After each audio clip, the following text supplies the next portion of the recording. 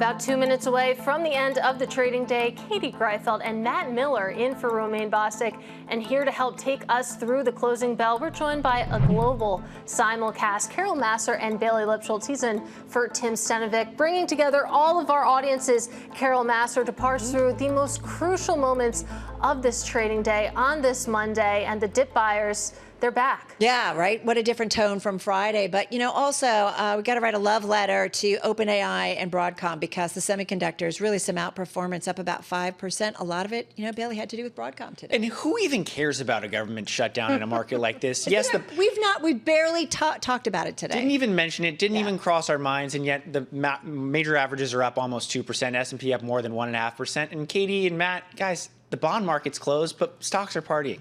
Yeah, I think to some extent the administration took the teeth out of that shutdown by agreeing to pay or finding the money to pay the military, at least on Wednesday when the next check is due. But I think it's really interesting that we've gone so far so fast. You know, BTIG was out with a note yesterday saying that we're still above the 50-day moving average and have been for 113 days. That's the third longest stretch since 1990. That's before Bailey and Katie were even born. That might be true, actually.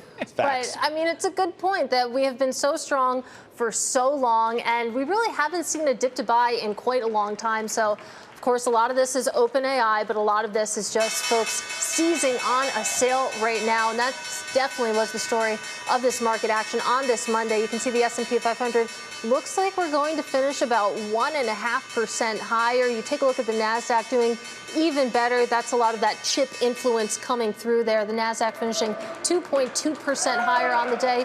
We show the Dow Jones here. I wouldn't. It's not my favorite index, but we'll do it. It's up about 1.3%, Carol Massar. I know. What's wrong with the Dow? She likes the small caps better. The thing is, it's a price-weighted index. How much of a signal can you glean from that? Matt, remember way back when we only used to talk largely about the Dow? I remember Dow 6,000. I know. Wow. All right, let's go to the S&P 500. We'll put the Dow aside for a moment. Most names in the index higher, guys, today. 359 gaining ground, 142 to the downside. Matt, 2 unchanged. Take a look at the industry groups moving higher, and you'll see pretty much all of them that aren't defensive did so. You've got consumer staples down, and if you look at the S&P, which is, I think Katie agrees, you know, much better yardstick. It's the index. You can see that you had a lot of consumer staples on the downside. Procter & Gamble. You had Philip Morris at one point, one of the biggest losers on the index. Altria Group also. These are things that, you know, you either need to buy again every month or you're just addicted to, so you have no choice.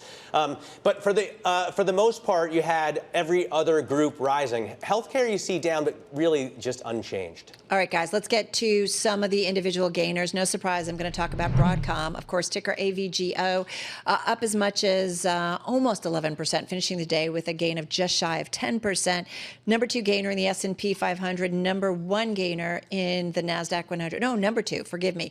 But nonetheless, really just pushed the whole semi-sector higher in today's session.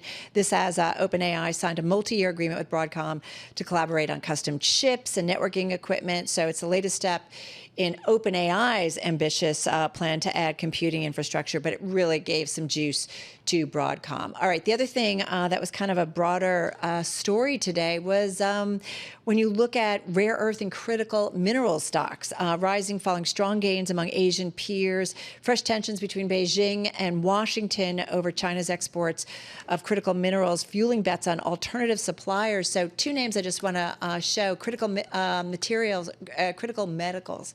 Yeah, try this again. Shall we try that again? Take 2, everybody.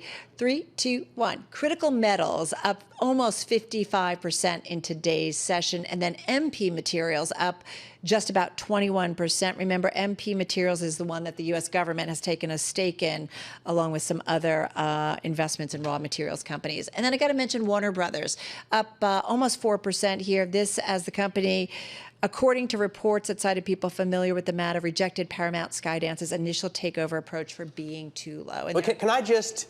Go ahead. Can I just interject with a little bit of an editorial comment? This is very Romaine of you, so go ahead. I know. I'm like, what? Well, I thought I could get through it and then just pass the baton. Well, no, because Carol, because you and Tim were there at Screen Time last week, yeah. and Lucas Shaw's conversation with David Ellison was amazing. It was amazing. I understand so much more about the company, about the industry, about their aim.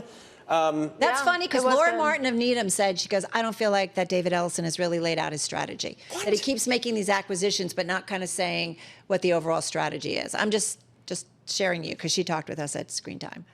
I just thought it was good. So good. It was Go back and listen to it if you haven't. Yeah. Or buy tickets for next year. Bailey, there were stocks that fell today. There are stocks that fell today, and the worst performer in the S&P 500 is not in the Dow Jones Industrials, Katie. That is Fastenal, ticker FAST, falling the most since March 2020. This came after earnings. CEO told Carol and I that their stock was actually priced to perfection, and that's why they were down. But analysts called out some soft pricing, overshadowing results that at the top line actually weren't that bad, and I want to call out this second and third worst performers in the S&P 500. Casino stocks. We saw both Las Vegas Sands and Wynn Resorts under pressure, each falling more than 6%, not because people aren't going to Las Vegas, but there's a holiday on the other side of the world, and that's Golden Week, and we saw Macau data disappointing. So investors really selling down those two stocks. Again, Las Vegas Sands ticker LVS down more than 6%, worst drop since earlier in the month, but closing at the lowest level since June. And guys, I just want to wrap up with one of my favorite stocks to cover, Beyond Meat, ticker BYND. Is that because you like to eat it? I do not like to eat it. I question it. It's a little concerning how it bleeds, but it was at one point one of the best stocks to IPO that ever. Was very real. It was you know, it's a very logical, fundamental argument, at least when the stock was trading for whatever number it was, but closing at a record low, losing about half its value. This came after debt investors swapped their notes for shares, diluting investors. So it does seem like a slow burn to the end for Beyond Meat. Yeah, pour out some beet juice for Beyond Meat. The bond market was closed today. It was one of those weird days where equities were open, bonds were closed. I wanted to take a look at TLT here, though. This, of course, tracks 20-year treasuries and beyond. And you can see that it's just about flat on the day. It opened up lower. That would have meant that yields were higher, but you can see it finished just about unchanged. So that sets us up well. Shall we talk about Taylor Swift, though, because she did have an impact in the stock market here? I wonder if, Carol, if you know the way that Katie talks about Taylor Swift and her impact or her importance. Very respectfully. Yeah, I call her. What do you say? I call her the Bob Dylan of our generation, the millennial generation, for millennial women, and I'm willing to back that up. I'm not the biggest Taylor Swift fan out there, Carol. I am a huge fan, but just in terms of her impact, I think that that's a pretty fair characterization. Well, you know what's interesting? You talk about impact, and you know some of it is just what she does up on stage, fighting for rights in terms of owning your own material, if you will. But she's also become pretty wealthy, and with money comes influence. And I just want to mention, I know we're going to go back to Taylor, but there's an interesting story on the Bloomberg about how kind of Wall Street's been getting ready for this incredible wealth transfer of like $105 trillion to pass from elderly parents to children, but Bailey, there's actually a different kind of wealth transfer already underway, and we're talking about women who are actually becoming billionaires after the death of their spouses. Yeah, Bloomberg reporting that more than a dozen women in the world's 500 richest people have become billionaires because of that, overseeing fortunes totaling $365 billion. That's a lot of money to be falling into. Yeah, and it means a lot of influence, whether it's philanthropy, finance, consumer goods, like a lot of things. So now we go back to Taylor, who is pretty wealthy, and she's influential. Katie and I, we used to co-anchor a show called Bloomberg Open Interest. It still airs, I'm told. 9 to 11 weekdays, tune in.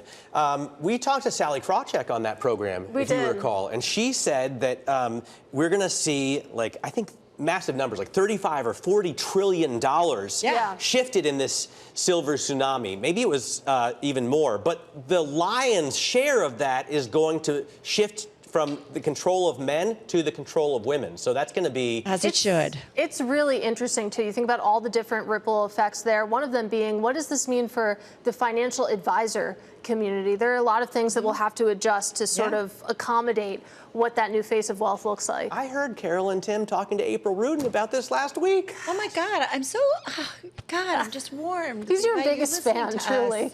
I thought we were going to talk about Taylor Swift? the docuseries. Like, She's going to make she's going to make a 6-part docuseries about the Eras Tour, which, regardless of how you feel about her music, even if you think that she only had one good album in her entire catalog, the one about the cardigan and which is folklore.